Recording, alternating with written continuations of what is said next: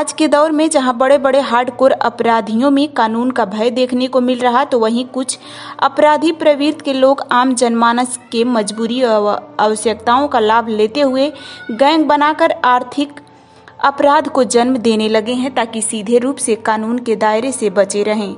ऐसा ही मामला जिले के महाराजगंज थाना क्षेत्र में विगत दिनों दर्ज हुआ, जहां गैंग के महाराजगंज निवासी मारूफ पुत्र वसीर व उनका लड़का अशफाक ने कस्बे में ही मोहम्मद सैफ पुत्र मुमताज अहमद व दानिश पुत्र सिराजुद्दीन, जो कि कस्बे में ही छोटी सी कपड़े की दुकान चलाते थे, उन्हें विदेश में अच्छी नौकरी के नाम पर अपना शिकार बनाया और उन्हें गैंग के मुखिया वलीदपुर भीरा निवासी जमीर आलम खान उर्फ राजू खान पुत्र शरीफ खान व लड़का अब्दुल अजीम खान से मिलाया और मलेशिया में वेटर से अस्थायी पद पर नौकरी की बात बताकर प्रति व्यक्ति 1,50,000 के हिसाब से तय किया। गैंग के लोगों ने शिकायतकर्ता से 2,50,000 नकद व 30 लाख खाते में ले लिया तथा विदेश भेज दिया, जहां उन दोनों बच्चों को कमरे में कैद कर पासपोर्ट ले लिया गया और दैनिक मजदूर के रूप में लोडिंग अनलोडिंग का काम कराने लगे। दोनों बच्चे किसी तरह से भारत में परिवार को सूचित किया।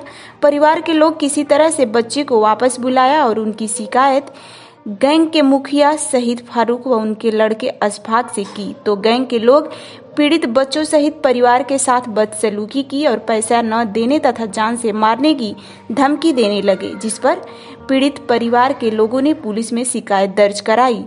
पुलिस प्राथमिकी दर्ज कर गैंग के विरुद्ध मुकदमा पंजीकृत कर लिया। पीड़ित का कहना है कि मुकदमा पंजीकृत किए हुए कई दिन बीत चुके हैं, फिर भी गैंग के लोग बेखौफ घूम रहे हैं और पुलिस कोई कार्रवाई नहीं कर रही है। आइए सुनाते हैं कि पीड़ित ने क्या कुछ कहा है। क्या नाम है, आपके साथ क्या हुआ था विदेश भेजने के नाम पे? मेरा नाम मोहम्मद सैफ है और इसका नाम दानिश है। हम लोग दोनों साथ में विदेश गए। हम लोग महाराजगंज कस्बा के निवासी हैं। हमारे पड़ोसी हैं एक मारूफ और उनका लड़का अशफाक नाम का, तो वो विदेश भेजने का काम करते हैं। तो उन्होंने कहा कि तुम लोग विदेश चले जाओ, मलेशिया बहुत अच्छी जगह है, अच्छी जॉब है, होटल में वेटर का काम है। तो हमने कहा चलिए ठीक है, तो पिताजी से बात करिए। तो उन्होंने पिताजी से बात किया और पिताजी को लिवा के जाके अपने एजेंट से मिलवाया, जो वलीदपुर भीरा का रहने वाला है, राजू खान नाम का है, वही मेन बॉस है। तो उससे मिले तो उन्होंने कन्विंस किया पिताजी को। अब्बू ने कहा चलिए ठीक है, ये आदमी सही लग रहा है, चले जाओ। तो उसने कहा कि 2.5 लाख रुपये 2,80,000 रुपये टोटल मांगा। 2.5 लाख जो हमने कैश दिया, यहाँ महाराजगंज में आया था, और 30,000 रुपये हमने ट्रांसफ़र किया, विदेश भेजा, मलेशिया भेजा। मलेशिया वर्क परमिट पे बोला कि वर्क परमिट तुम लोग को मिलेगी, हम तुम्हारे साथ चलेंगे। हमारे साथ गया, हम लोग कोलालमपुर सिटी एयरपोर्ट से बाहर निकले। वहाँ उसने पासपोर्ट लिया कि हमें वर्क परमिट के लिए पासपोर्ट की ज़रूरत है तुम्हारी, तो हमने उसे पासपोर्ट दे दिया। वहाँ से आपको कहाँ पे भेजा? फिर उसने हमसे हमें लोकेशन दे दिया। तो हमने कार वाले से लोकेशन दिया, तो वो कार मतलब पहुँचाई हमें रूम पे हम लोग पड़े रहे 10 दिन, ऐसे ही पड़े रहे बिना कोई काम के। फिर उसके बाद उसका एक मैनेजर था, तमिल था, वो कभी कहीं किसी गाड़ी को उतरवाने ले जाता था, कभी किसी गाड़ी को उतरवाने ले जाता था, यही काम था उसका। और हमारे साथ तकरीबन 10 लोग थे, हमारे साथ ही गए थे सारे। वहाँ पे खाने पीने की व्यवस्था आपने कुछ किया था? व्यवस्था कुछ नहीं थी।